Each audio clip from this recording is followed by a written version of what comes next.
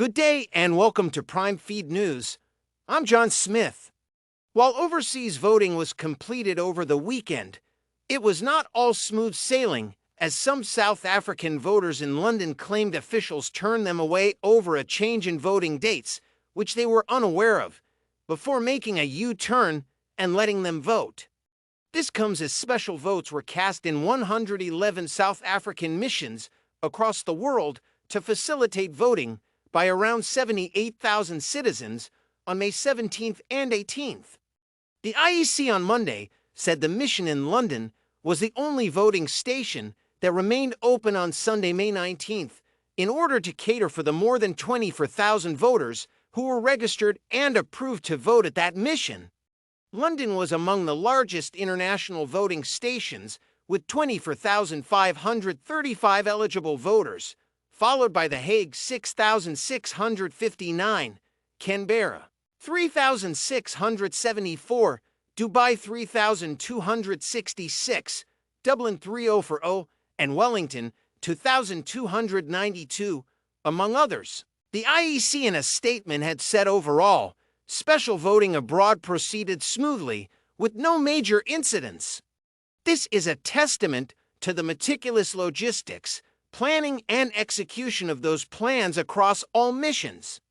However, according to a South African citizen in London, this was not the case, as they were unaware about a change in the voting date, with many people showing up on Friday, allegedly to be turned away.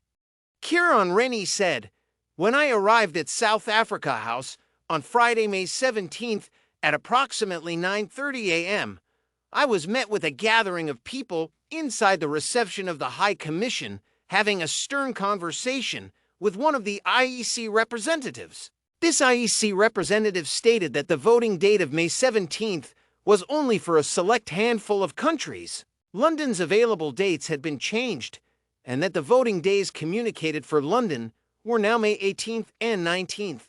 He stated that out of the 25,000 plus registered voters, emails were sent to about 10,000 people to update them of the new dates.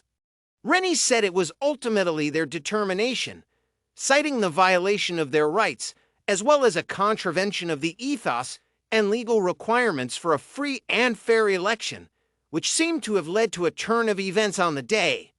One of the ladies told this gentleman that she would camp out all day taking the names, ID numbers, and contact details of each voter they turned away. She said she would use the info to update the IEC, the political parties, and news outlets on the corruption and incompetence we experienced. This seemed to turn the tide. They seemed to realize they may have made an error. Staff appeared, tables and booths were laid out, and voting began. But we have concerns. This sudden U-turn, which we are all grateful for, poses further questions. Numerous voters were sent home before we were eventually allowed to vote. What happens to these lost votes?" The EEC did not respond to questions on the incident by deadline on Tuesday.